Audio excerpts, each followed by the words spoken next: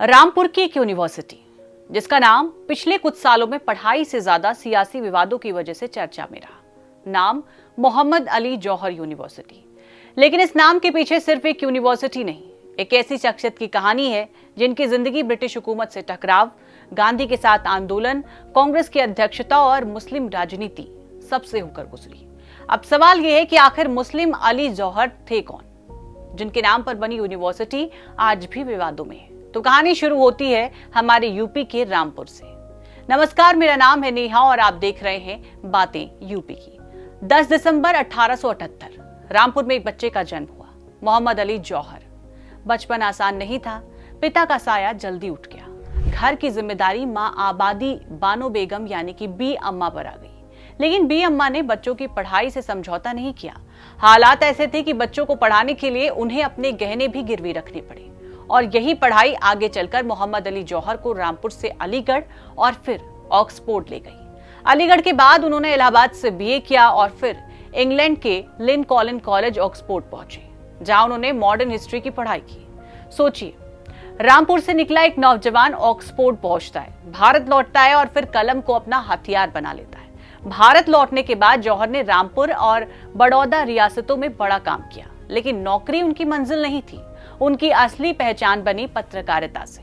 1911 में उन्होंने अंग्रेजी अखबार द कॉमरेड शुरू किया और 2 साल बाद 1913 में उर्दू अखबार हमदर्द। इन अखबारों में जौहर ब्रिटिश हुकूमत की नीतियों पर खुलकर लिखते थे। उनकी कलम में इतनी बेबाकी थी कि अंग्रेजी सरकार ने उनके खिलाफ कार्रवाई कर डाली। प्रेस पर पाबंदी लगी, अखबार बंद हुआ और जौहर को जेल तक जाना पड़ा। लेकिन यहीं से मोहम्मद अली जौहर की कहानी सिर्फ एक पत्रकार की कहानी नहीं रह गई। वो सीधे आजादी की लड़ाई की राजनीति में उतर चुके थे। फिर आया खिलाफत और असहयोग आंदोलन। मोहम्मद अली और उनके भाई शौकत अली इतने प्रभावशाली थे दोनों को अली ब्रदर्स के नाम से जाना जाता था। मोहम्मद अली जौहर और उनके भाई शौकत अली इस आंदोलन के बड़े चेहरों में शामिल हो गए। यही वो दौर था जब दोनों भाई महात्मा गांधी के साथ आए।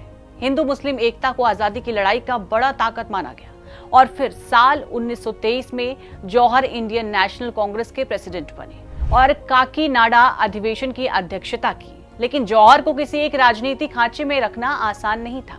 वो मुस्लिम लीग के भी बड़े नेता और उनके प्रेसिडेंट भी बने। गांधी के साथ चले, लेकिन बाद में गांधी और कांग्रेस की राजनीति में उनके मतभेद भी गहरे हुए।